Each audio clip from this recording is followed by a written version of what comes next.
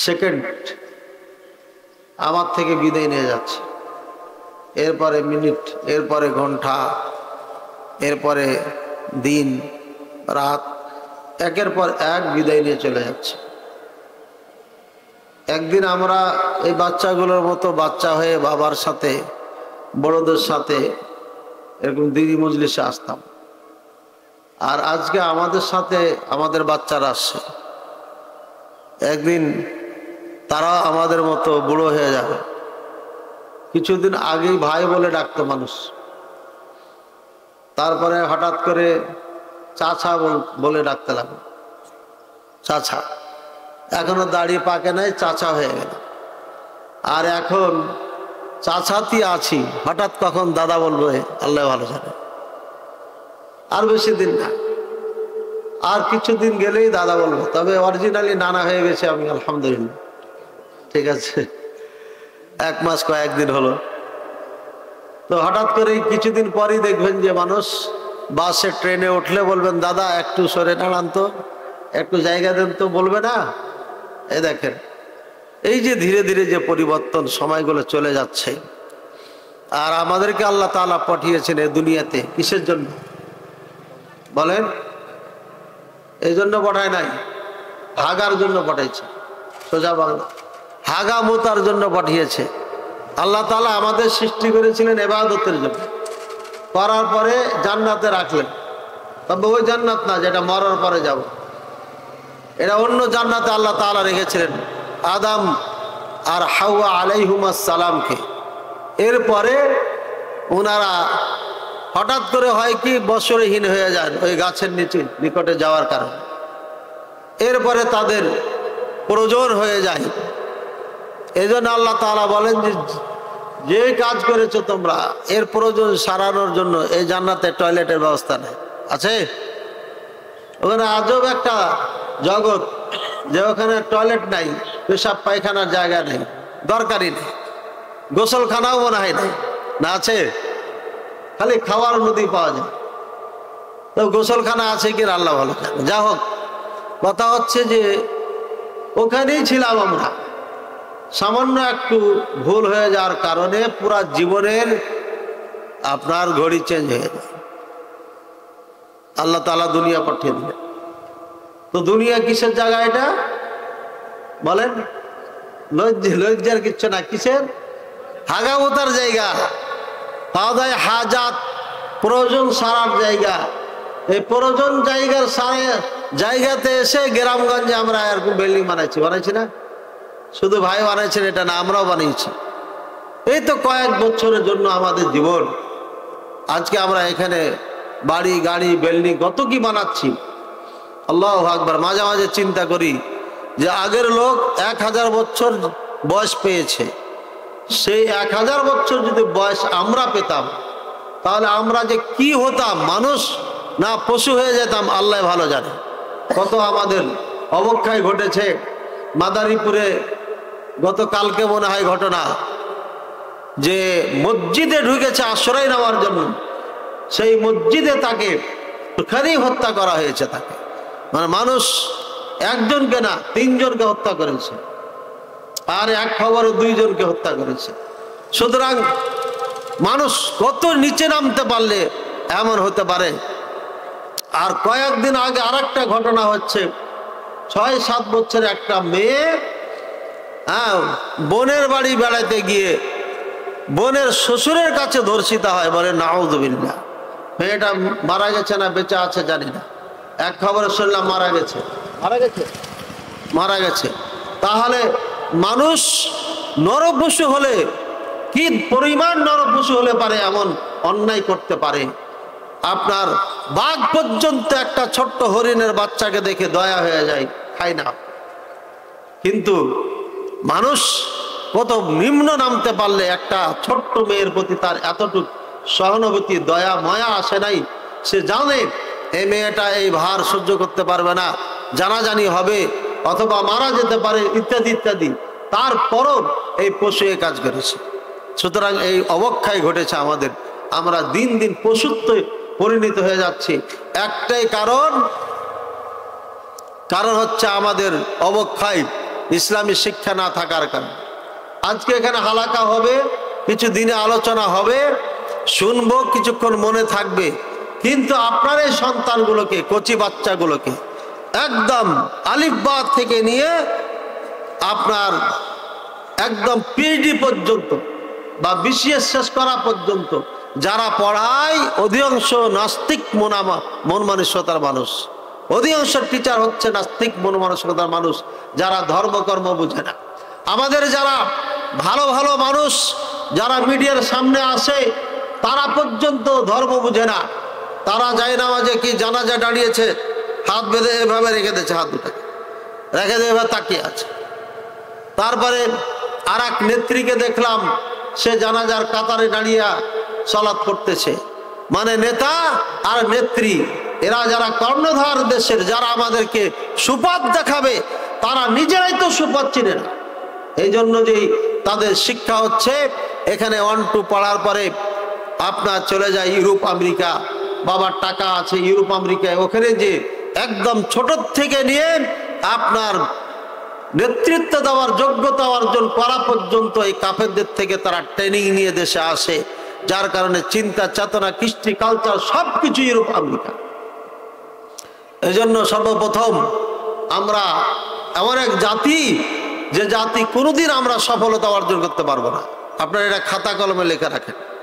আমরা এমন এক জাতি, আমরা এমন এক নির্বোধ জাতি, আমাদেরকে 190 বছর শাসন করে ইংরেজেরা যেই দাসত্বের মালা পরিয়ে দিয়েছে, এই দাসত্বের মালা আমাদের গলার থেকে খোলার কোনো রাস্তা নাই। আর একটাই পথ, নিজের ইমান আমলকে, আকীদাকে রক্ষা করা ছাড়া কোনো রাস্তা নাই। ভাইয়ের আমার, বর্তমান সময়ে সঠিক পথে চলা, সঠিক জিনিসকে মেনে নেওয়া খুবই কঠিন। আজকে আস্তে আস্তে একটা বক্তব্য আমি শুনলাম, একজন যুবক বক্তব্য দিচ্ছে, মাথায় টুপি নাই, চুলগুলো বড় বড়, দাড়ি খুব সুন্দর আছে, ইমোশনাল বক্তব্য তার, গাঁজা নিয়ে কথা বলছে। আপনারা স্মরণ করুন সেই বাবার কথা, যেই বাবা সন্তানের জন্য পানি নিতে গিয়ে দেখছেন যে মেয়েগুলো, সন্তানগুলো সব মারা গেছে, কেউ বেঁচে নাই পানির জন্য। আপনারা স্মরণ করেন ওই মায়ের জন্য, যেই মা খাবার নিতে গিয়ে পরে এসে দেখে সন্তান একটা বাড়িতে নাই, সব মারা গেছে। এটা ইমোশনাল বক্তব্য না, ঘটনা সত্য। আপনারা স্মরণ করেন ওই আপনার মায়ের কথা, যে মায়ের কথা সন্তানকে খাবার দিতে গিয়ে গুলি খেয়ে সন্তান আর মা দুটি মারা গেছে। এই সব কথাগুলা সে তুলে ধরছিল। এর দ্বারা কি বুঝলাম, আমরা একদিন যখন আমি দেওবন্দে পড়ি, ওই সময় আমার সামনে একটা ভিডিও এক ভাই আমাকে দেন, ওইখানে দেখলাম ফিলিস্তিনের আমাদের মা বোনদেরকে ইহুদির বাচ্চারা, এই কাফেরের বাচ্চারা, এরা জোর করে ধরে নিয়ে যাচ্ছে। আমি ওই সময় সারা রাত ওই দিন আমি ঘুমাইতে পারি নাই, যে আমার মুসলিম বোনের গায়ে হাত দিয়েছে এই মালাউনেরা, এই গায়রুল মাগদুব, এই ইহুদিরা, গজবপ্রাপ্তরা, এটা আমি সহ্য করতে পারি নাই, যার কারণে সারা রাত আমি ঘুমাইতে পারি না। আমাকে যদি ওই সময় অস্ত্র উঠিয়ে দেওয়া হতো আর বলা হতো যাও রাজবাড়ি সবটিকে হত্যা করে আসো, তাহলে তুমি জান্নাত পেয়ে যাবা, আমি ঠিকই এই কাজটা করতাম। দেওবন্দ পর্যন্ত এই কাজটা করতাম আমি, কারণ তখন আমি মানহাজ কি জিনিস বুঝতাম না, মানহাজ কাকে বলে এটা জানতাম না, সালফে সালেহিনের মানহাজ কি এটা জানতাম না। আমি জানতাম আমাদের ওস্তাদ যেটা বলে সেটাই হচ্ছে ধর্ম। আমি জানতাম আমার ওস্তাদ যেটা আদেশ করবে সেটাই পালন করতে হবে, এটাই ধর্ম। আমি এতটুকু জানতাম মানহাজ মানে, আকীদা মানে এতটুকু জানতাম যে আল্লাহ একজন আছেন, তিনি সবকিছুর মালিক, তিনি সবকিছু সৃষ্টিকর্তা। কিন্তু এখানে আল্লাহ ছাড়া কাউরে ইবাদত করা যাবে না, এ কথাটা কালিমার অর্থই জানতাম, আমি বাস্তবে বুঝতাম না। আমি মনে করতাম বাবাকে সিজদা করা যাবে, সমস্যা নাই। আমি মনে করতাম আপনার বাবা মন্দিরে যাওয়া যাবে, গির্জায় যাওয়া যাবে, যখন যেমন তখন তেমন করা যাবে, আমি এটা মনে করতাম। তারপরে মনে করতাম চিঠিতে কিতমির লিখতাম 4 কোণায় 4টা, এই কিতমির হচ্ছে আসহাবে কাহাফের 60টি বা 6 জনের একজন তাদের কুত্তা ছিল একটা, এই কুত্তার নাম হচ্ছে কিতমির। চিঠিতে লিখতাম কিতমির 4 কোণায় 4 বার আরবিতে। এটা লেখার লাভ কি? এটা লিখলে পারে এই কুত্তা যেমন আসহাবে কাহাফকে আপনার পাহারা দিচ্ছে, আপনার গার্ডের কাজ করছে, ঠিক এটা গার্ডের কাজ করবে আর এই চিঠিকে বাসায় পৌঁছাই দিবে। কয়েকবার চিঠি মারাও গেছে, বাসায় পৌঁছা নাই, তারপরে আমার মাথায় এটা ঢোকে নাই যে কিতমিরের কোনো শক্তি নাই, কারণ এভাবেই পালিত হয়েছে। ভাইয়ার আমার, এই জন্য আপনাকে দিন শিখতে হবে। এই সঠিক দিন যদি না শিখতে পারেন তাহলে আপনি ধর্মের নামে অধর্মে এবং অপকাম করে বেড়াবেন। এই যে কয়েকদিন আগে হিজবুত তাহরীর নামে একটা জঙ্গি গোষ্ঠী আপনার একদম ঢাকার মতো রাজধানীতে মিছিল নিয়ে ব্যানার লেখে প্রকাশ্যে তারা এসছে। এরা কি চায়?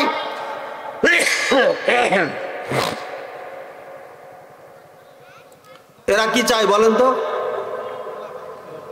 খেলাফত কায়েম করবে, খেলাফত কায়েম করবে। আজকে আমাদের আহলে হাদিস সমাজের মধ্যে কিছু আলেম ওলামা বলে খেলাফত কায়েম করতে হবে, খেলাফতের বিকল্প নেই। বলে না? বলে না? আহলে হাদিস আলেম ওলামা বলে না? বলে না? হ্যাঁ, বড় বড় স্টেজ থেকে বক্তব্য আসছে, এর মানে আমরা আহলে হাদিস যারা তারাও বুঝে নিয়েছি খেলাফতের বাইরে আর কোনো কিছু নাই, বাংলাদেশে খেলাফত কায়েম করতে হবে, কারণ বড় স্টেজ থেকে ঘোষণা এসেছে। আমি আজকে রাজবাড়ির এই ছোট্ট পরিবেশ থেকে, মাহফিল থেকে, জালসা থেকে, মজলিস থেকে ঘোষণা দিচ্ছি, কিয়ামত পর্যন্ত বাংলাদেশের মাটিতে খেলাফত কায়েম হবে না, হবে না, হবে না, হবে না।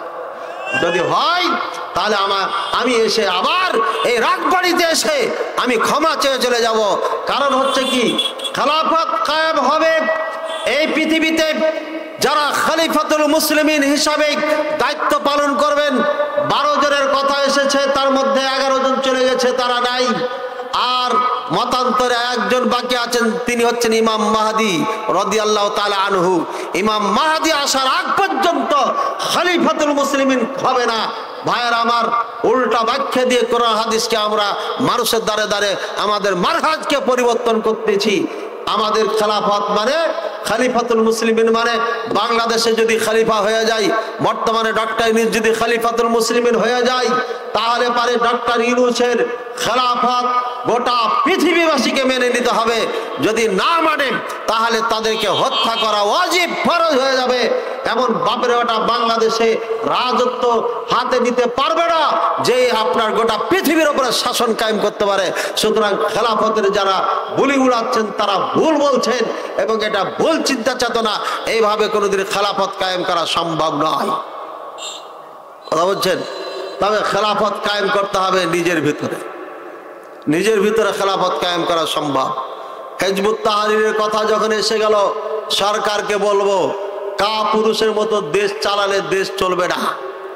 মাদারীপুরে মসজিদে ঢুকে 3 জনকে হত্যা করেছে, এদের বিচার 3 দিনের মধ্যে জনসম্মুখে শেষ করতে হবে। 6-7 বছরের মেয়েকে ধর্ষণ করেছে, সাথে সাথে ধরে জনসম্মুখে পাথর মারলে পারে আপনাদের দাদারা নারাজ হয়ে যাবে, এটা জানি আমরা। সুতরাং এক ক্রস ফায়ার করে জনসম্মুখে হত্যা করতে হবে। যখন যে অপরাধ করবে, যেভাবে আমাকে কষ্ট দিবে, আমার যদি একটা হাত কেটে নাই তার একটা হাত কেটে নিতে হবে, যদি আমার একটা চোখ উঠিয়ে নাই তারও চোখ উঠিয়ে নিতে হবে। ইসলামের নাম দিয়ে করিয়েন না। দেশ সুন্দরভাবে পরিচালনা করার জন্য এই আইন আপনাকে বাস্তবায়ন করতে হবে। পাশ্চাত্যের লাল চামড়া কুকুরদের আইন দিয়া কখনো দেশে শান্তি কায়েম করা যাবে না। ভাইয়ের আমার, এই জন্য আল্লাহ পাক রব্বুল আলামিন সিয়াম ফরজ করেছেন। এই ভূমিকা পালন করলাম শুধুমাত্র আপনাকে আয়াত বোঝানোর জন্য। আল্লাহ তাআলা বলছেন, ইয়া আইয়ুহাল্লাযীনা আমানু, হে ঈমানদারগণ, কুতিবা আলাইকুমুস সিয়াম, তোমাদের উপরে সিয়ামকে ফরজ করা হয়েছে, কামা কুতিবা আলাল্লাযীনা মিন ক্বাবলিকুম লাআল্লাকুম তাত্তাকুন, যেভাবে তোমাদের পূর্বপুরুষদের উপরে এই সিয়াম ফরজ করা হয়েছিল, ঠিক এইভাবে এই সিয়াম তোমাদের উপরে ফরজ করা হয়েছে। তাহলে সিয়াম কি? এ রোজা, এ রোজা কি নতুন না পুরাতন? এটা পুরাতন, এটা শুধু আমাদের জন্য না, আদম আলাইহিস সালাম থেকে নিয়ে কিয়ামত পর্যন্ত প্রত্যেকটি উম্মতের উপরে সিয়াম ছিল। কিভাবে ছিল, তাদের কি বিধান ছিল, এটা আল্লাহ ভালো জানেন। কোরআন সুন্নাহ এটা স্পষ্ট করে নাই, তবে সিয়াম ছিল এটা কোরআন সুন্নাহ স্পষ্ট করেছে। সুতরাং কোরআনের এই আয়াত প্রমাণ করে পূর্বপুরুষদের উপরে সিয়াম ফরজ ছিল যেভাবে তোমাদের উপর ফরজ করা হয়েছে। সুতরাং সিয়াম কেন আল্লাহ পাক রব্বুল আলামিন প্রত্যেকটি জাতির উপর ফরজ করলেন? কেন ফরজ করলেন? সিয়াম, কুতিবা আলাইকুমুস সিয়াম, সিয়াম মানে আল ইমসাক। আল ইমসাক মানে স্টপ, স্টপ মানে বিরত থাকো। কিসের থেকে বিরত থাকো? আমার গলা আটকে আসছে, মনে চায় পানি খাবো, কিন্তু পানি খেতে পারতেছি না, ইমসাক, বিরত থাকো। আমার মন চাই এই মুহূর্তে একটা লবঙ্গুলো মুখে দিলে পারে আমার জিভাটা মোটামুটি তরুতাজা হবে, কথা বলতে সুবিধা হবে, কিন্তু আমি একটা লং বা একটা আদা মুখে দিতে পাচ্ছি না। এই জন্য যে আল্লাহ তাআলা বলছে স্টপ, হালাল না হারাম, আদা হালাল না হারাম, লবণ্য লং হালাল না হারাম, পানি হালাল না হারাম, হালাল বস্তু থেকে আল্লাহ পাক রব্বুল আলামিন আমাকে আপনাকে স্টপ থাকতে বলেছেন। সুতরাং কি শিক্ষা রয়েছে এখানে? শিক্ষা হচ্ছে, হে আমার বান্দারা, যারা তোমরা প্রকৃত বান্দা হবে, হালাল বস্তুকে যদি বর্জন করার ট্রেনিং 1 মাস নিয়ে নাও, টানা 1 মাস যদি কেউ কোনো জিনিসের উপরে অভ্যাস করে, ট্রেনিং নেয়, তাহলে পারে তার উপর অভ্যাসে পরিণত হয়ে যায়। আপনারা যারা আগে হাত এখানে বাঁধতেন, বারবার হাত এখানে চলে যেত, বহুত কষ্ট করার পরে হাত এখানে আসে নাই। আপনারা যারা হাত উত্তোলন করতেন না সালাতে, এটা মনে থাকতো না, পরে হঠাৎ করে মনে হতো, বহুত কষ্টের পরে হাত উঠানো এখন আর ভুলেন না, ঠিক কিনা? আমরা যারা হাত উঠিয়ে অভ্যস্ত, আমরা কোনো মজলিসের ছাত্র বয়সে যখন গেছি, কোনো মাদ্রাসায় ভর্তি হয়েছি, তখন অজান্তে হাত উঠিয়ে ফেলেছি। 2 হাতই যখন উঠিয়ে ফেলেছি, তখন কি করব? ডানে বামে তো এরা গোয়েন্দা, ওস্তাদকে বলবে এরা লামাঝাবি, সুতরাং এরাকে রাখা যাবে না। তখন সাথে সাথে করেছি কি, কান দুটো ধরে ডলা দিচ্ছি, এভাবে ডলা ডলা দিয়া পার করে দিয়েছি। মানে আপনার অভ্যাসে পরিণত হয়ে গেলে পারে ওটা অটোমেটিক করা হয়, সম্ভব হয়ে যায়। যারা গাড়ি চালান, প্রথমে আপনার অ্যাক্সিলেটারে পা দিবেন না, ব্রেকে পা দিবেন, দ্বিধাদ্বন্দ্ব থাকেন, দিতে পারেন না, কখনো অ্যাক্সিডেন্ট হয়ে যায়, এদিক ওদিক দৌড় মারে। কিন্তু যারা পাকা ড্রাইভার হয়ে যায়, অটোমেটিক পাটা কখন কোথায় দিতে হবে অটোমেটিক চলে যায়, যায় কিনা? ভাইয়ের আমার, আল্লাহ পাক রব্বুল আলামিন সিয়াম ফরজ করেছেন এই হালাল বস্তুর থেকে বিরত রেখে। বলছে বান্দা, ট্রেনিং নিয়ে নাও, যাতে করে 11টি মাস হারামকে বর্জন করা তোমার জন্য সহজ হয়ে যায়। বুঝেছেন নাকি? সহজ হবে না? আচ্ছা, এখন রোজা আছেন নাই? আছেন তো প্রায়। রোজা নাই কে কে? হাত ওঠান তো এখানে। যারা রোজা রাখেন আছেন?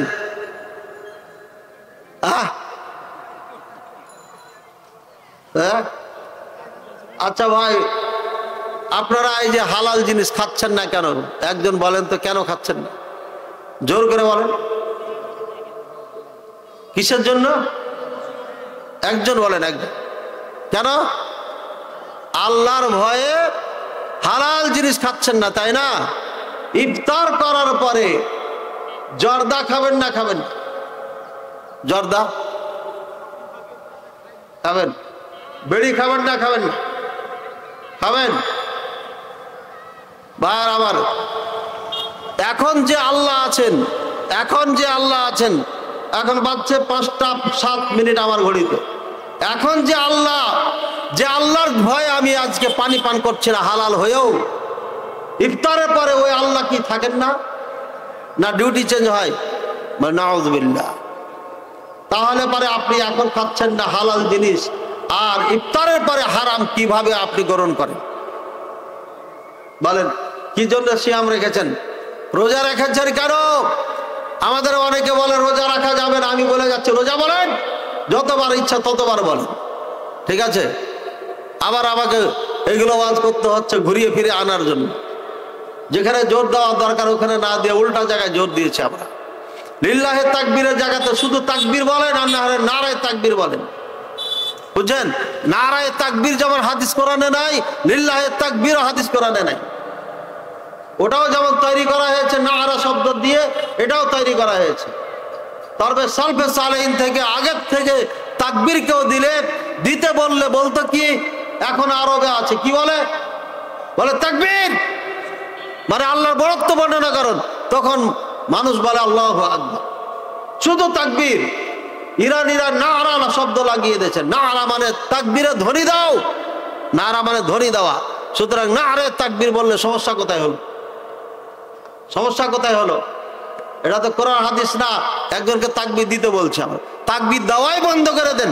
রাসূলুল্লাহ সাল্লাল্লাহু আলাইহি ওয়াসাল্লাম এভাবে তাকবীর দিতে বলেন না, অটোমেটিক সাহাবায়ে কেরাম তাকবীর দিয়েছেন। কখনো এমন বক্তব্য এসেছেন তখন অটোমেটিক তাকবীর বের হয়ে যায় শ্রোতাদের মুখ দিয়ে, সুবহানাল্লাহ বের হয়ে যায়, বলার আগে না। হয় এভাবে ছেড়ে দিতে হবে, আর যদি আপনি বলতে চান তাহলে তাকবীর বলেন, আর না হলে নারায়ে তাকবীর বলেন। আর যদি নারায়ে তাকবীর না বলতে চান, বলবো না বেদাত, তাহলে লিল্লাহে তাকবীর বলেন, বুঝেছেন? মাঝখানে একটা স্পেশাল ডোজ দিলাম যে আল্লাহ পাক রব্বুল আলামিন এখন আমার আল্লাহ, ইফতারের পরে তিনি আমার আল্লাহ। একটি মাস সিয়াম পালন করছি, নিজেকে সংযত রাখছি, সমস্ত হারাম থেকে আমি নিজকে বিরত রাখছি। যে আল্লাহর জন্য রাখছি সে আল্লাহ 11টি মাসও তিনি আমার আল্লাহ। সুতরাং আজকে যারা এই মজলিসে আমরা এসেছি আর অনলাইনের মাধ্যমে যারা আমার এই বক্তব্য শুনছেন, তারা পাক্কা ইরাদা করেন, আজম করেন, পক্ত ইরাদা করেন, ইচ্ছা করেন এবং আল্লাহর কাছে ওয়াদা করেন, অঙ্গীকার করেন, আল্লাহ জীবনে যতদিন বেঁচে আছি আর কোনোদিন হারাম খাবো না। বলেন আল্লাহর কাছে বলেন, এই সিয়াম অবস্থায় আল্লাহর কাছে ওয়াদা করেন, হালাল খাবেন, হারাম খাবেন না। আপনার মনের আশা আমার সন্তান একজন বড় আলেম হোক, যদি হালালের উপরে থাকেন সন্তান আলেম হবে ইনশাআল্লাহ, যদি আল্লাহ ভাগ্যে লেখা রাখেন, আপনার ইচ্ছা থাকে। আর যদি হারাম খান, নিঃসন্দেহে আপনার ঘরে কখনো আপনার আলেম তৈরি হবে না। যে ঘরে সুদ আছে, যে ঘরে সুদ খাই, যে ঘরে সুদ খাই, যে ঘরে ঘুষ খাই, যে ঘরে ঘুষ খাই, ওই ঘরে সন্তান আলেম হয় না। যদি আল্লাহ কোনো সময় কবুল করে নাই, তাহলে তার তওবার কারণে হতে পারে, পরিবর্তনের কারণে হতে পারে। কিন্তু এই হারামের উপরে যদি থাকে, এটা এমন একটা পাপ, যে পাপের কারণে আপনি পৃথিবীর ইতিহাসে দেখবেন সুদখোরের ঘরে কখনো বড় আলেম তৈরি হয় না। মনে রাখবেন, সুদখোরের ঘরে আর ঘুষখোরের ঘরে কখনো আলেম তৈরি হয় নাই, কখনো হবে না। এই জন্য যদি আলেম তৈরি করার ইচ্ছা আপনার থাকে, তাহলে পারে আপনাকে সুদ আর ঘুষ এই দুটাই বর্জন করতে হবে, এক কথা হারাম বর্জন করতে হবে। আল্লাহ তাআলা আমাদেরকে বুঝার তৌফিক দান করুন। ভাইয়ের আমার, তাকওয়া অর্জন হবে যদি এই সিয়াম পালন করি। আমার বয়স 50 বছর 60 বছর হয়ে গেছে, আমি কমপক্ষে 30 বছর বা 40 বছর বা 50 বছর থেকে সিয়াম পালন করি, কিন্তু আমার তাকওয়ার কোনো হাওয়া নাই। কেন নাই? আমি যে কারণে সিয়াম পালন করছি, এই কারণটা আমার মনে থাকে না। একমাত্র আল্লাহ সন্তুষ্টির জন্য এই সিয়াম পালন করতে হবে। আমি আল্লাহর সন্তুষ্টির জন্য সিয়াম পালন করি না, যার কারণে আল্লাহ আমাকে হেদায়েত দান করেন। এখন কোরআন সুন্নাহ নিয়ে মজাকও চলছে। এই যে আলোচনা চলছে, কোন এক ছেলে এই রাস্তায় আমার পিছনে, স্টেজের পিছনে বলছে মালিক ইয়াউমিদ্দিন, মালিক ইয়াউমিদ্দিন চলে যায় না কি যেন এরকম ধরনের একটা কথা। এগুলো ব্যবহার করে মজাককে চলে। মনে রাখবেন, যারা কোরআনের আয়াতকে নিয়ে যারা এই সমস্ত ঠাট্টা করে, তামাশা করে, মজাক করে, অরিজিনাল কাফের, চিরকাল জাহান্নামী, কোনদিন জান্নাতে যেতে পারবে না। এটা হচ্ছে কোরআন। কোরআন মানে কি? কালামুল্লাহ, আল্লাহর কথা। আমি এখানে বক্তব্য দিচ্ছি, আমার বক্তব্যের পুরো একটা শব্দ নিয়ে যদি আপনি মজাক করেন, আমি আনন্দিত হব নাকি কষ্ট পাব? বলেন, আমি আনন্দ পাব না কষ্ট পাব? আল্লাহর কালামকে নিয়ে জানতে অজান্তে যারা ঠাট্টা করে, আল্লাহ তাআলা তার উপরেও নিঃসন্দেহে অসন্তুষ্ট হবে। আল্লাহর কালামকে নিয়ে ঠাট্টা করেছে, এর জন্য সে কাফের হয়ে যাবে। কুল আবিল্লাহি ওয়া আয়াতিহি ওয়া রাসূলিহি কুনতুম তাস্তাহজিউন। হে মুহাম্মদ সাল্লাল্লাহু আলাইহি ওয়াসাল্লাম, আপনি বলে দিন, কোরআন নিয়ে আর আল্লাহকে নিয়ে এবং মুহাম্মদ সাল্লাল্লাহু আলাইহি ওয়াসাল্লামকে নিয়ে ঠাট্টা করছিলে তোমরা। অর্থাৎ একজন মানুষ সাহাবায়ে কেরামদেরকে নিয়ে ঠাট্টা করছিলেন যে তোমাদের মতো বুজদের কাপুরুষ দেখি নাই, তোমাদের মতো মোটা প্যাট দেখি নাই, তোমাদের মতো এমন দেখি নাই, এমন দেখি নাই, ঠাট্টা করছিল। ইবনে ওমর রাদিয়াল্লাহু তাআলা আনহু বললেন, আল্লাহর কসম, তুমি আমাদেরকে নিয়ে ঠাট্টা করেছো, আমি এটা রাসূলুল্লাহ সাল্লাল্লাহু আলাইহি ওয়াসাল্লামকে বলে দেব। উনি বলার পরে নিজে ভুলে গেছেন, কিন্তু আল্লাহ তাআলা তো ভুলার না। আল্লাহ তাআলা কোরআনে আয়াত নাযিল করে দিয়েছেন। ইবনে ওমর রাদিয়াল্লাহু তাআলা আনহু বলছেন, আমি দেখছি রাসূলুল্লাহ সাল্লাল্লাহু আলাইহি ওয়াসাল্লাম উঠে আছেন, আর এই লোকটা উটের পিছে পিছে চিৎকার করছে আর বলছে, ইয়া রাসূলুল্লাহ সাল্লাল্লাহু আলাইহি ওয়াসাল্লাম, কুনতু আও কুননা নালআব ওয়া নাখুযু বিহিম, আমরা তো তাদের সাথে ঠাট্টা করছিলাম, মশকরা করছিলাম।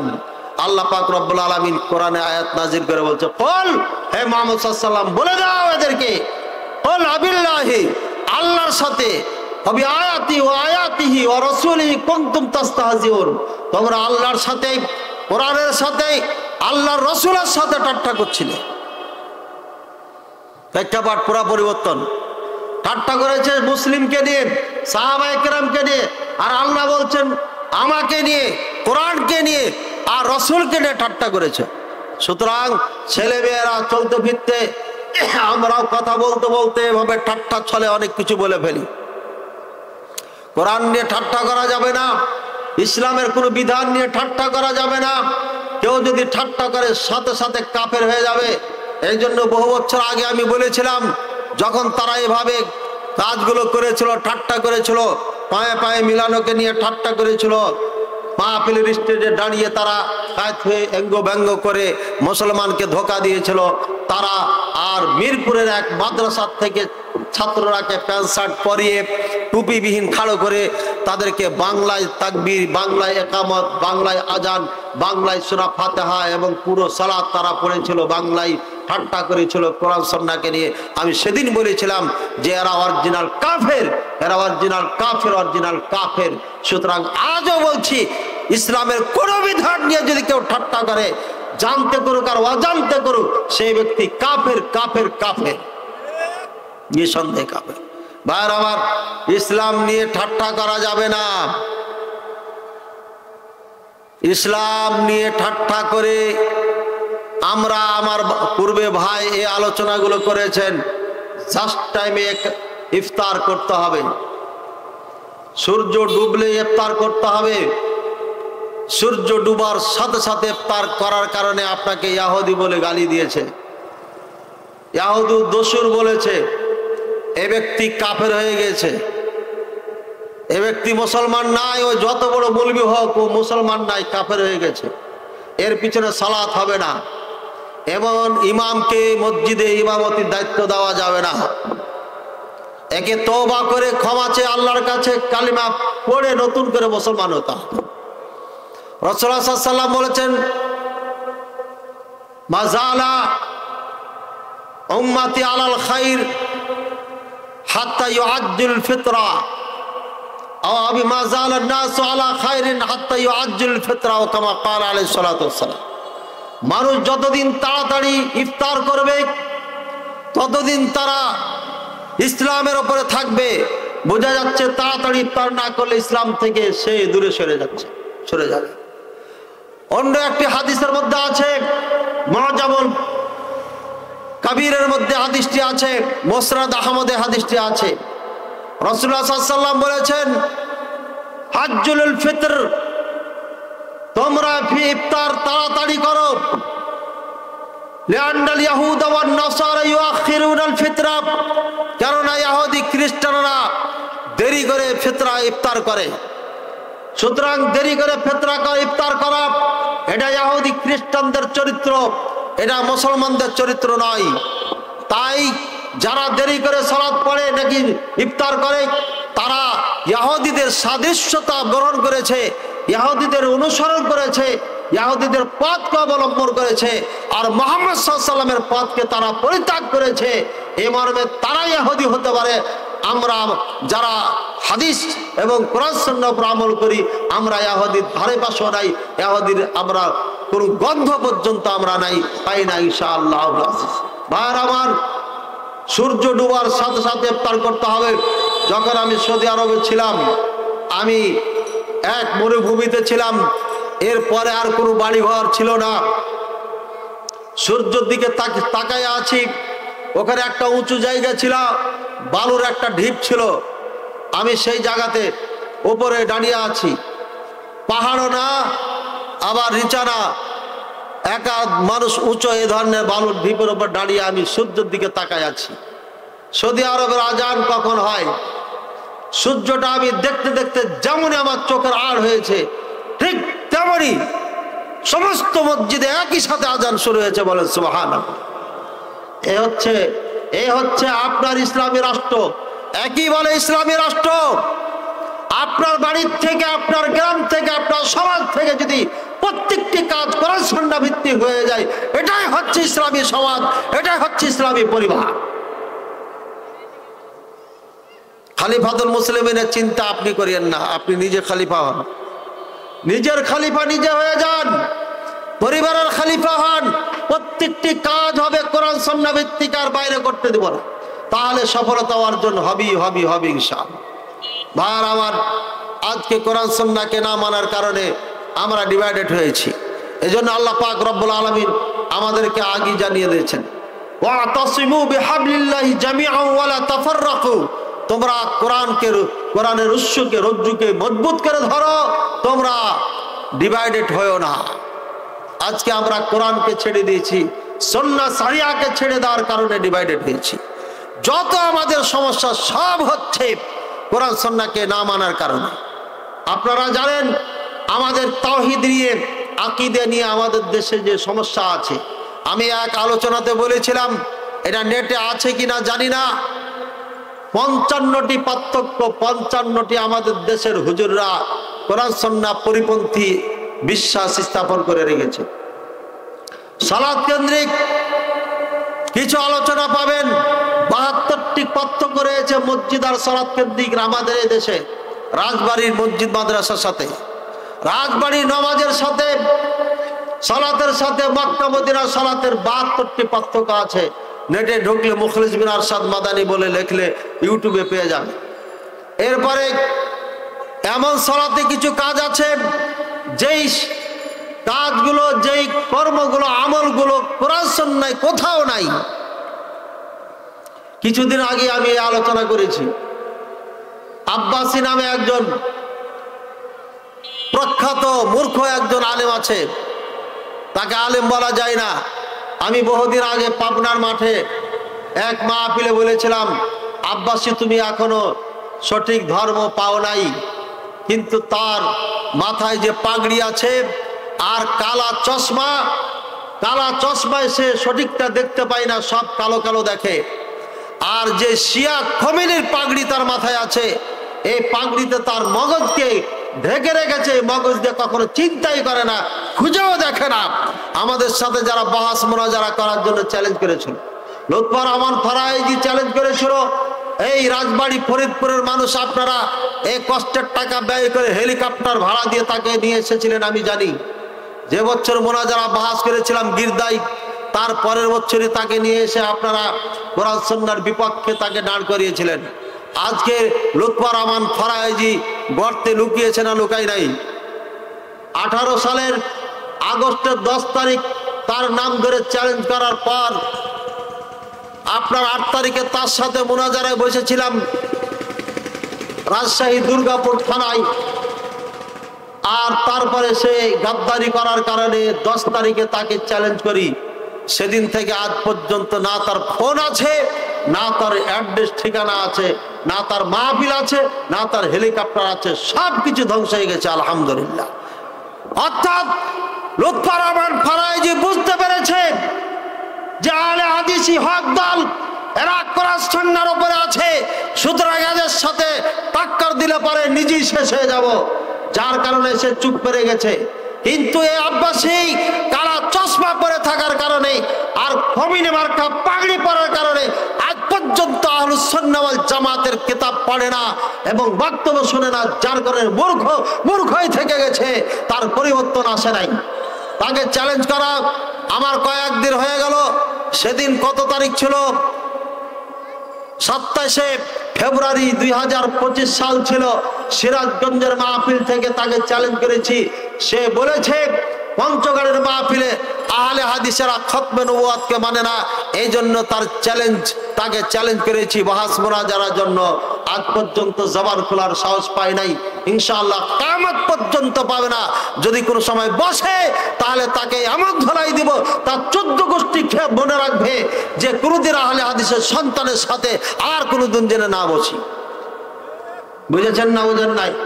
দেওবন্দের এলেম আর মদিনা বিশ্ববিদ্যালয়ের এলেমকে সামনে রেখে যাচ্ছি, বলে যাচ্ছি, আমরা যারা মদিনা বিশ্ববিদ্যালয় থেকে এসে আপনাদেরকে যে পথ দেখাচ্ছি, যেই পথের দিকে ডাকছি, এটি রাসূলুল্লাহ সাল্লাল্লাহু আলাইহি ওয়াসাল্লামের রেখে যাওয়া পথ পদ্ধতি, এটি সাহাবায়ে কেরামের পথ পদ্ধতি, তাবেঈনে কেরামের পথ পদ্ধতি, তবে তাবেঈনের পথ পদ্ধতি, খায়রুল কুরুনের পথ পদ্ধতি। এর বাইরে যারা যাবে তারা আহলুস সুন্নাহ ওয়াল জামাতের বাইরে চলে গেছে। এরা না ফিরকায়ে নাজিয়ার দলভুক্ত না, এরা জান্নাতি দল, আপনার নাজাত প্রাপ্ত দলভুক্ত না। নিঃসন্দেহে এরা গুমরাহ দল, নিঃসন্দেহে পথভ্রষ্ট দল। তার প্রমাণে আমি সালাত থেকে কয়েকটা প্রমাণ দিয়েছিলাম, আপনারা গণনা করবেন। 1 নম্বর, আমরা যখন সালাতে দাঁড়িয়ে যাই, আমরা মুসাল্লির 2 পায়ের মাঝখানে 4 আঙ্গুল ফাঁকা রাখতে বলি। আসমানের নিচে জমিনের উপরে আর কোনো দলিল নাই, মাযহাবের কিতাবও নাই। বলে গেলাম, নোট করে রাখেন। আপনার ইমামকে জিজ্ঞাসা করবেন, সারা জীবন আমার 2 পায়ের মাঝখানে 4 আঙ্গুল ফাঁকা রেখেছেন, মাযহাবের কোন কিতাবে আছে দেখিয়ে দেন।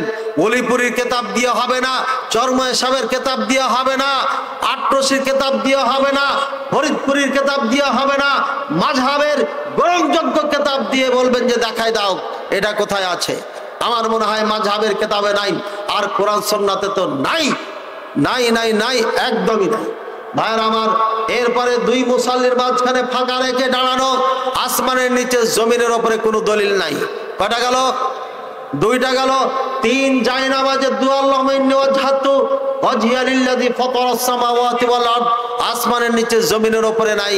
সুতরাং আপনি এতদিন আমল করেছেন, কোরআন সুন্নাহ জীবনে খুলে দেখেন নাই, হুজুর যা বলেছে তাই করেছেন।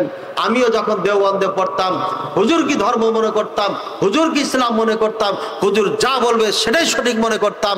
যার কারণে তখন আমি মানহাজ বুঝতাম না, যার কারণে হিজবুত তাহরীরের জন্ম হয়েছে, যার কারণে হিজবুত তাওহীদের জন্ম হয়েছে, যার কারণে দেওয়ানবাগীর জন্ম হয়েছে, যার কারণে কুতুব বাগীর জন্ম হয়েছে মাটিতে, যার কারণে আটরশির জন্ম হয়েছে, সরেশ্বরের জন্ম হয়েছে, যার কারণে চরমনায় জন্ম হয়েছে, উজানি পীর সাহেবের জন্ম হয়েছে, শাহজালালের মাজারের জন্ম হয়েছে, বায়জিদ বোস্তামীর মাজার জন্ম হয়েছে, শাহ মাকদুমের মাজার জন্ম হয়েছে, ইব্রাহিম শাহ বগড়াই মাজার জন্ম হয়েছে, মিরপুরে 1 নম্বরে মাজারের জন্ম হয়েছে।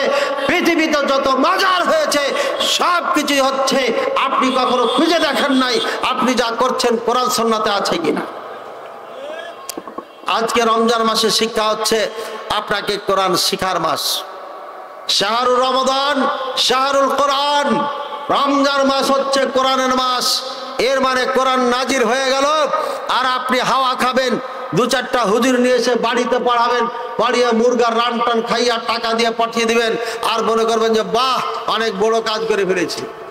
আপনার 4 আনা নেকি হয় নাই, পাপ হয়েছে। আপনি হুজুর দিয়ে বাড়িতে কোরআন পড়িয়েছেন বাবার জন্য, আর আপনি মুরগার রান খাওয়াইছেন, টাকা দিয়েছেন, আপনি পাপ করেছেন। নেকি তো দূরের কথা, পাপ করেছেন, আপনার বাবার নেকি তো দূরের কথা, আপনার কারণে, কুসন্তানের কারণে আপনার বাবার কবরে আযাব হতে পারে। বলেন নাউযুবিল্লাহ। আল্লাহ মাফ করুন, ক্ষমা করুন। হানাফি মাযহাবের দুররুল মুখতার স্পষ্ট বলেছে এটা বেদাত, এটা চলবে না। কিন্তু আমরা মুরগা খাওয়ার জন্য এই ফতোয়া দেখাই না মানুষকে। ইহুদিরা যেভাবে ফতোয়া ঢেকে রাখতো, ঠিক আমরা গোপন করে ইসলাম চর্চা করছি। ভাইয়ের আমার, সালাতে দাঁড়ানো দুইজনের মাঝে ফাঁকা রাখার কোনো বিধান নাই, যায় নামাজের কোনো দোয়া নাই। দাওয়াইতু আন উসাল্লি রাকাতাইন অথবা আরবা রাকাত মুতাওয়াজ্জিহান ইলাল কাবাতিশ শরীফা, এই নিয়াত আসমানের নিচে জমিনের উপরে কোনো দলিলই নাই। আমি যেগুলো বলছি না দলিল ছাড়া, এগুলো দলিল নাই। অন্য গালা তো দলিল আছে, দুর্বল হলো আছে, জাল হলো আছে, এর কোনো দলিলই নাই, ওইগুলো বলতেছি আমি। এবার আপনি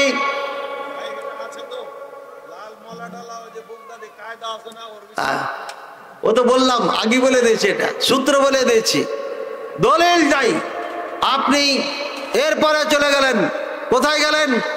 বলছেন আপনি যখন দাঁড়াবেন তখন ঠিক আছে সিজদার দিকে দাঁড়াতে হবে, এ নিয়ে দ্বিমত নাই, এটা হাদিস।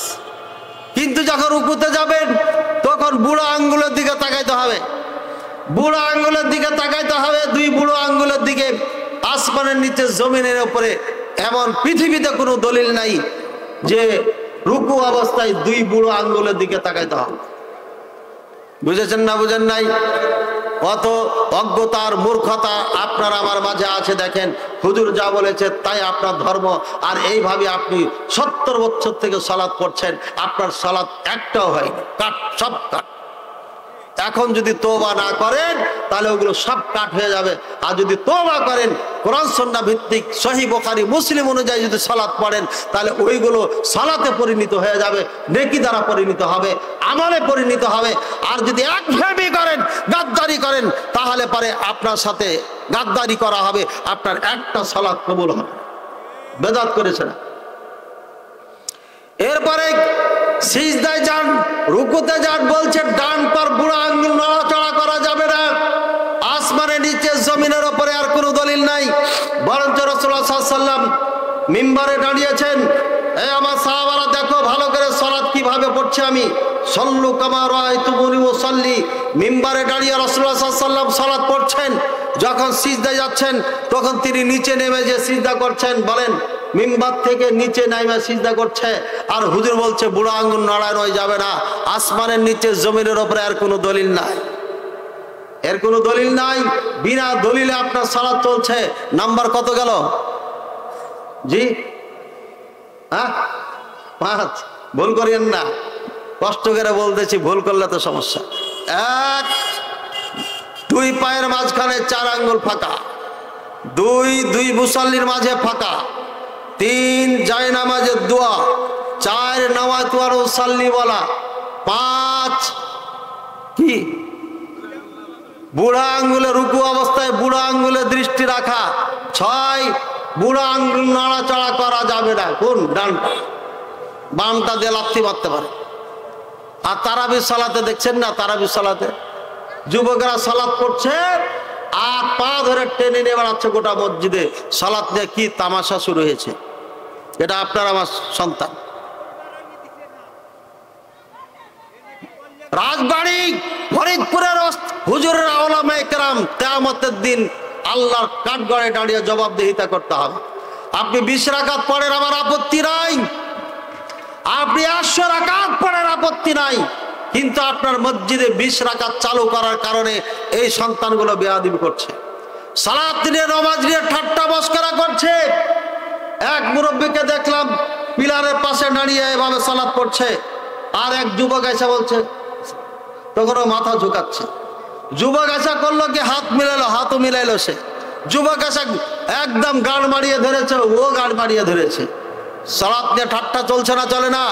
আর যদি 20 রাকাত না হতো, এইভাবে বাধ্য না করা হতো উম্মাদকে, 8 রাকাত পড়তেন, 13 রাকাত পড়তেন, 11 রাকাত পড়তেন, ধীরে ধীরে আরামে পড়তেন। আমার মনে হয় এই যুবকগুলো এমন বেয়াদবি আর সালাতের সাথে মজাক করত না। আল্লাহর ঘর মসজিদে যেখানে মানুষের কলিজা কাঁপবে, যে মসজিদে দায়িত্ব যুবকেরা নিয়েছিল, আজকে এই যুবকদেরকে খেলতে বসার জায়গায় মসজিদে বানিয়েছেন। কিয়ামতের দিন হিসাব দিতে হবে। হয় ভালো মতো সালাত পড়েন, সন্তানদেরকে আদব কায়দা শিখান, আর না কিয়ামতের ময়দানে দেখা হবে আপনার সাথে। আল্লাহ তাআলা আমাদের সবাইকে বুঝার তৌফিক দান করুন। ভাইয়ের আমার, এবার আমরা সালাতে গেলাম, এরপরে যে কাজ করি, রুকু সিজদা হলো। রুকু সিজদার পরে আমরা যখন সিজদায় তাশাহুদে বসে যাই, তাশাহুদে বসার পর বলতে হবে কোথায় সিজদা, দৃষ্টি থাকবে কোথায় বলেন? পাক্কা হানাফি কে আছেন এখানে?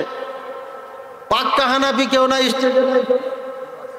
পাক্কা সচ্চা হানাফি বলেন কোথায় দৃষ্টি থাকবে সিজদা জায়গাতে? আরে ভাই, উনারা তো একবার লাফাই, তো কেমন এদিকে থাকে? ওনারা তো একবার মারে শয়তানকে, সেটা ভয় দেখায়। এই শয়তান খবরদার আসবে, লা ইয়াশাদ্দু আলা শাইতান মিনাল হাদিদ। শয়তানকে লোহার ব্যাট দিয়ে মারার থেকে বেশি আঘাত করে এই আঙ্গুলটায়। এই ছোট্ট আঙ্গুলটা আপনি শয়তানকে ভালোবাসার কারণে একবার এভাবে দিলেন, ভয় দেখালেন, আপনাকে মারতে এত দয়া মায়া লাগে কেন? আল্লাহ রাসূল সাল্লাল্লাহু আলাইহি ওয়াসাল্লাম দৃষ্টি সব সময় এই আঙ্গুলের দিকে রাখতো, কখনো আঙ্গুল থেকে দৃষ্টি ফিরাতেন না। আর আমার দৃষ্টি যেহেতু আঙ্গুলই নাই, থাকবে কোথায়? সিজদার জায়গায় থাকে না? আমি ছাত্র বয়সে এভাবে নামাজ পড়েছি, যতদিন দেওবন্দ পর্যন্ত পড়েছি। এইখানে সিজদা রাখা, এইখানে দৃষ্টি রাখার আপনার কোনো দলিল নাই। তাহলে কয়টা গেল? 7টা। ভুল করিয়েন না, 7টা গেল। এরপরে আপনি বেতরের সালাত পড়বেন এই রমজান মাসে। বেতরের সালাতে উল্টা তাকবীর, আপনারা উল্টা তাকবীর বলেন তাই না? উল্টা তাকবীর দিয়ে কুনুত পড়া, এই উল্টা তাকবীরের দলিল আসমানের নিচে জমিনের উপরে নাই। আব্বাসীকে চ্যালেঞ্জ করেছি, আজও উত্তর দিতে পারিনি, কিয়ামত পর্যন্ত পারবে না। বেতর সালাত পড়ার সময় 2 রাকাত পরে আপনি বসে যান, তাশাহুদ পড়েন, তাশাহুদ পড়ার পরে উঠে যান, তারপরে 3য় রাকাত পূর্ণ করেন। এই তাশাহুদের দলিল আসমানের নিচে জমিনের উপরে নাই। আপনি কোরআন সুন্নাহ না দেখার কারণে হুজুর যেভাবে বলেছে সেভাবেই আপনি পড়েছেন। বলেন এগুলো কি এসব জায়গাগুলোতে রাসূলুল্লাহ সাল্লাল্লাহু আলাইহি ওয়াসাল্লামের কথা চলবে না মাযহাবের কথা চলবে? যদি আপনি বলে করেন মাযহাবের কথা চলবে, তাহলে রাসূলুল্লাহ সাল্লাল্লাহু আলাইহি ওয়াসাল্লামের মাযহাবকে আপনি ত্যাগ করেছেন, আর আপনি আপনার মাযহাবকে আপনি মেনে নিয়েছেন। সুতরাং রাসূলুল্লাহ সাল্লাল্লাহু আলাইহি ওয়াসাল্লাম যেই মাযহাবের নবী, সেই মাযহাবের নাম কি? ইসলাম। ইসলামের মাযহাবের নবীর নাম হচ্ছে মুহাম্মদ সাল্লাল্লাহু আলাইহি ওয়াসাল্লাম। আর হানাফি মাযহাবের নবীর নাম হচ্ছে কি? আবার নবী বলে দিলেন। আরে নবী তো বানাইছেন আপনি, আমার বলাতে রাগ করছেন কেন? এতগুলো যে কাজ করেছেন আপনি তো সবই মাযহাবের নাম দিয়ে করেছেন। আরে মাযহাবের রাইস কেটা?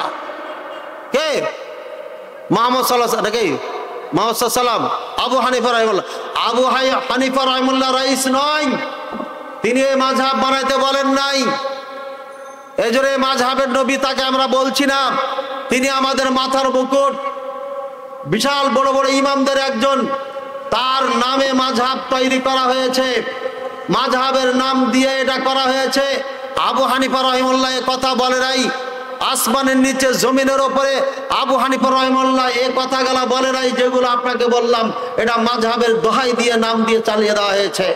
এমপি সাহেবের ভাতিজা, এমপি সাহেবের ভাগনা যেমন এমপির নাম দিয়ে চাঁদাবাজি করে, আমরা মাযহাবের নাম দিয়া, ইসলামের নাম দিয়া এভাবে ধোঁকা দিয়ে যাচ্ছি। বলেন নাউযুবিল্লাহি মিন যালিক।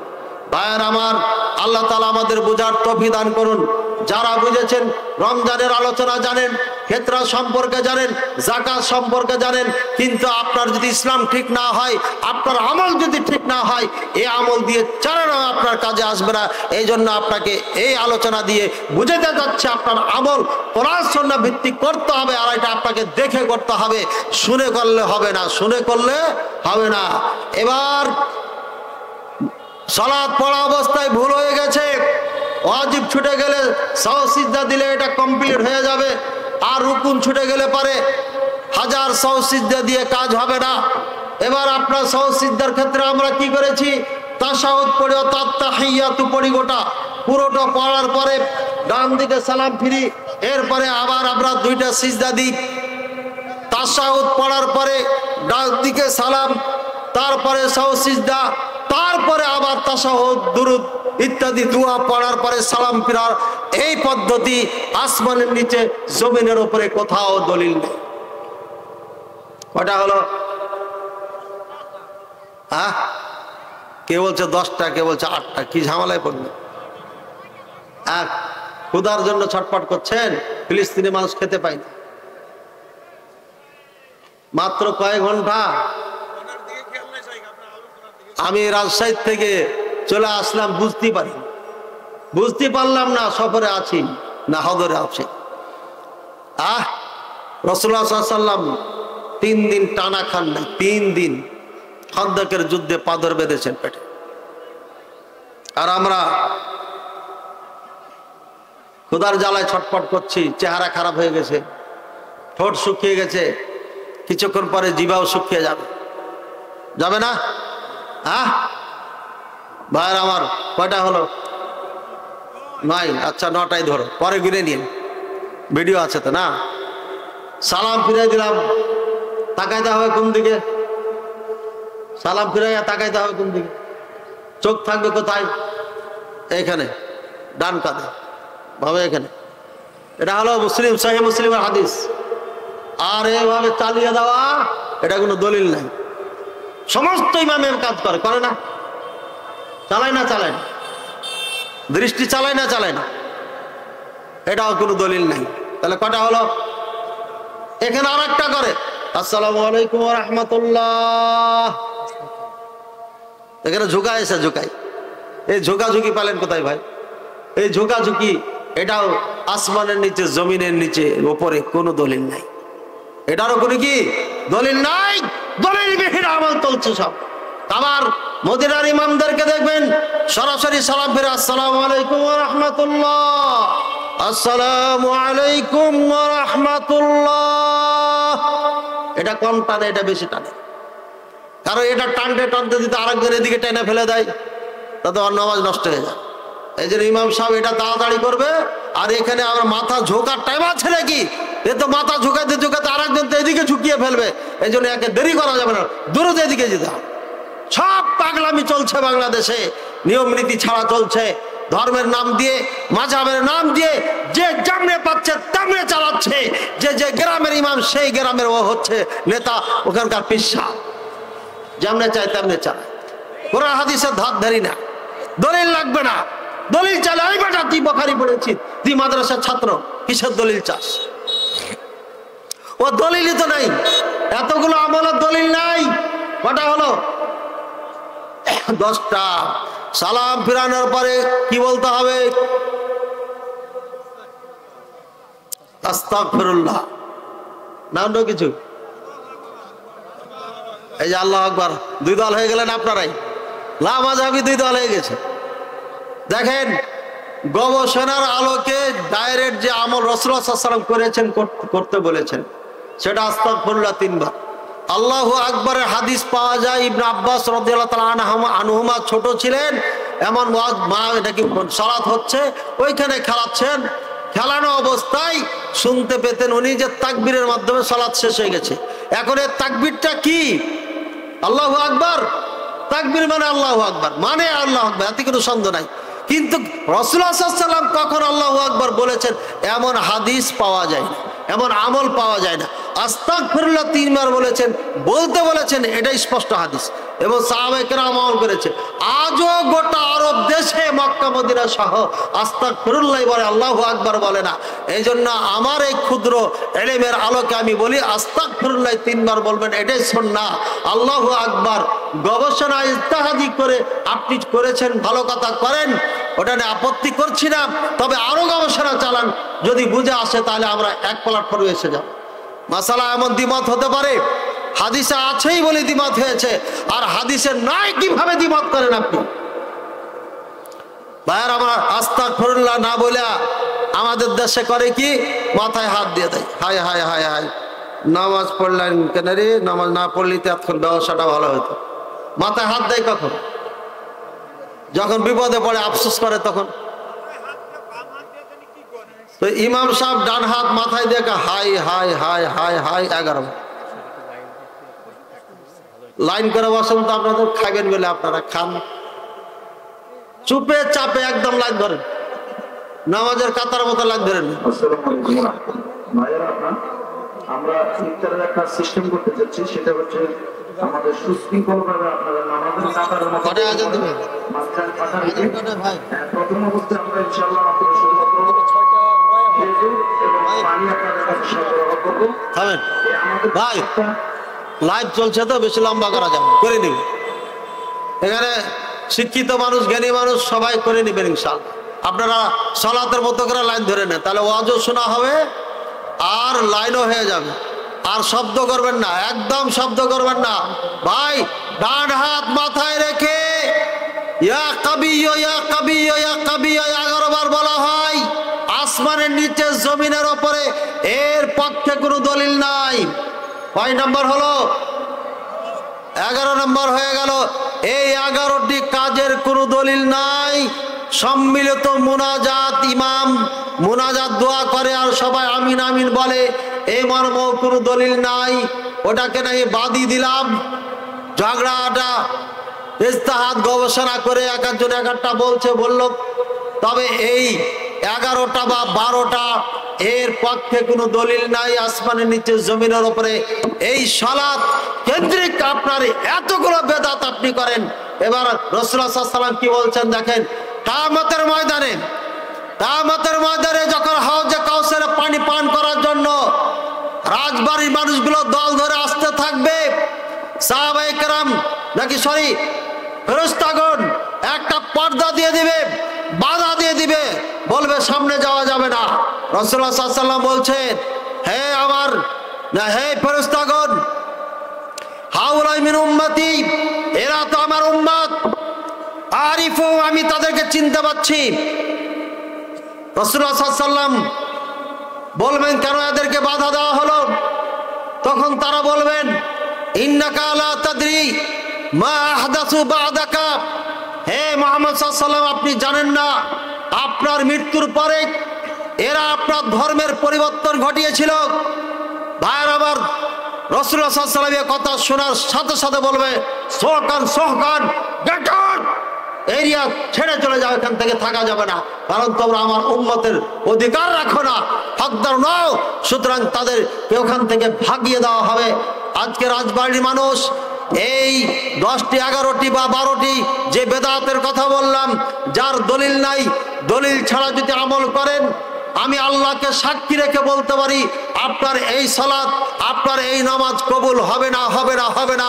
এই জন্যই যে আপনার সালাতের সাথে আল্লাহ রাসূল সাল্লাল্লাহু আলাইহি ওয়াসাল্লামের সালাতের কোনো মিল নাই, আপনার মতো করে আপনি সালাত বানিয়েছেন। এরপরের দ্বিতীয় পর্ব হচ্ছে দুর্বল হাদিসের উপরে আমল করার কারণে আহলে হাদিসের সাথে যুদ্ধ ঘোষণা। কিসের উপরে? দুর্বল হাদিসের উপরে আমল করার কারণে।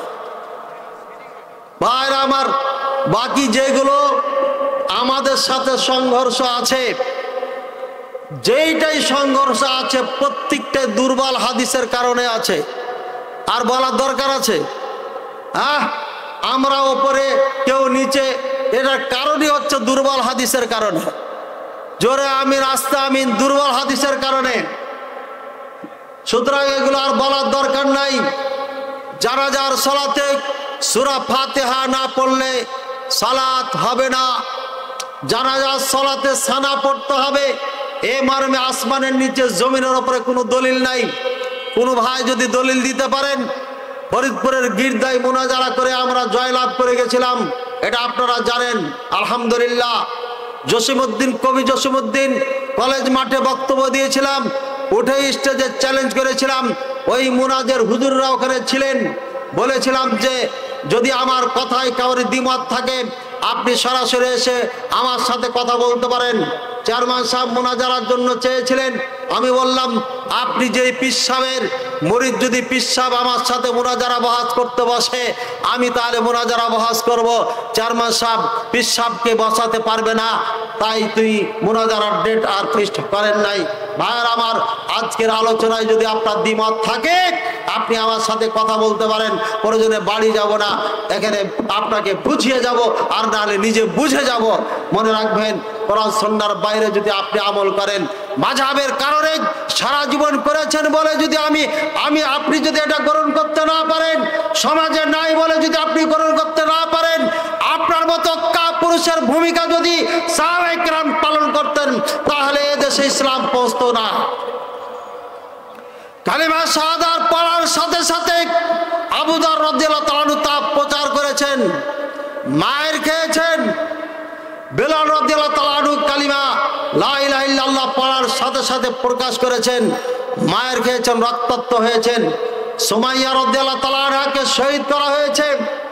আর আপনি আমি যেখানে স্বাধীন, কালকে আমার এই ফরিদপুর থেকে এক ভাই ফোন দিয়েছিলেন, প্রবাসী এক ভাই, ওনাকে মসজিদে বলা হয়েছে আপনি সূরা ফাতিহা পড়েন কেন? সূরা ফাতিহা পড়ার কোনো হাদিস নাই, অথচ বুখারী মুসলিমের হাদিস। ভাইয়ের আমার, কালকেই আপনাদের ফরিদপুরের কথা, এই স্পষ্ট একটা বিশুদ্ধ হাদিস। আর এই হাদিসের উপরে মক্কা মদিনা সহ গোটা আরবি ভাষীরা আমল করে, আর আমরা এটা মাযহাবের দোহাই দিয়ে আমরা এটা আমল করি না। এই সমস্ত কাজ যেগুলো কোরআন সুন্নাহ পরিপন্থী, আপনাকে বেছে আপনাকে জেনে শুনে পরিহার করতে হবে, কোরআন সুন্নাহ অনুযায়ী কাজ করতে হবে, তাহলে আপনার আমল আল্লাহর কাছে কবুল হবে, আর না হলে পরে হবে না। আল্লাহ পাক রব্বুল আলামিন বলেন, ইয়া আইয়ুহাল্লাযীনা আমানু আতিউল্লাহা ওয়া আতিউর রাসূল ওয়া লা তুবতিলু আমালাকুম। হে ঈমানদারগণ, তোমরা আল্লাহর আনুগত্য করো, রাসূলুল্লাহ সাল্লাল্লাহু আলাইহি ওয়াসাল্লামের আনুগত্য করো, তোমাদের আমলকে বরবাদ করিও না। অর্থাৎ আমলের মধ্যে আল্লাহর বিধান যদি না থাকে, রাসূলুল্লাহ সাল্লাল্লাহু আলাইহি ওয়াসাল্লামের যদি আপনার পদ্ধতি তরিকা না থাকে, তাহলে ওই আমল বাদ হয়ে যাবে, ওই আমল কবুল হবে না। হাউজে কাউসারে পানি পান করতে পারবেন না। মানে আমিনা আমালান লাইসা আলাইহি আমরুনা ফাহুয়া রাদ্দুন, রাহু মুসলিম। রাসূলুল্লাহ সাল্লাল্লাহু আলাইহি ওয়াসাল্লাম বলেছেন, যে ব্যক্তি কোনো আমল করলো আর ওই আমলের কোনো দলিল নাই, ইসলামে নাই, তাহলে পারে ওই আমল প্রত্যাখ্যিত, ওই আমল গ্রহণযোগ্য হবে না। সুতরাং আমরা আজকে রোজার মাস থেকে ট্রেনিং নিব, আমরা এমনভাবে ট্রেনিং নিব, কোরআনকে এমনভাবে চর্চা করব, যাতে করে আমরা বাকি 11টি মাস কোরআন সুন্নাহর বাইরে না যেতে হয়, কোরআন সুন্নাহ ভিত্তিক চলতে পারি। নামাজকে কোরআন সুন্নাহ ভিত্তিক করব, তাওহীদকে কোরআন সুন্নাহ ভিত্তিক করব, যাকাত কোরআন সুন্নাহ ভিত্তি দিব, আর সিয়াম কোরআন সুন্নাহ ভিত্তিক পালন করব, হজ কোরআন সুন্নাহ ভিত্তিক পালন করব। যদি এমনটি না করতে পারি, কোনো আমলই কবুল হবে না। শেষমেশ আপনাদের কাছে আমার অনুরোধ এবং আবদার, ভাইয়ের আমার, আপনারা জানেন আমার 3টি মাদ্রাসা আছে। রাজশাহীর মাটিতে দারুস সুন্নাহ সালাফিয়া মাদ্রাসা সব থেকে শিক্ষা ব্যবস্থায় আদব আখলাকে সব থেকে অগ্রভূমিকা পালন করছেন শিক্ষার মধ্যে।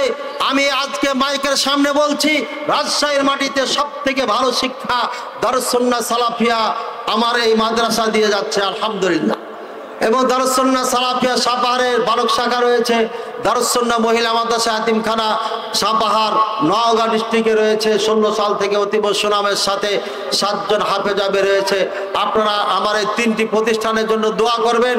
এখানে গরিব মিসকিন ইয়াতিমরা রয়েছে, তাদের জন্য আপনাদের যাদের যাকাত বের হয়, একটা অংশ না হলে দিয়ে যাবেন ইনশাআল্লাহ। এই দান আপনার বৃথা যাবে না ইনশাআল্লাহ। এই মাদ্রাসার বহুত দাতারা এই মাদ্রাসা দান করে ফলাফল পেয়েছে, আমাকে জানিয়েছে, আলহামদুলিল্লাহ। বড় বড় মামলার থেকে মুক্তি পেয়েছে বাচ্চাদের দোয়ার কারণে। সুতরাং আপনারা আমার এই 3টি মাদ্রাসায় আপনারা অবশ্যই খেয়াল রাখবেন। এখন না পারলে পরে আমার হোয়াটসঅ্যাপে বা বিকাশে দিতে পারবেন। আল্লাহ তাআলা সবাইকে কবুল করুন, ভালো রাখুন, সুস্থ রাখুন, নিরাপদে রাখুন।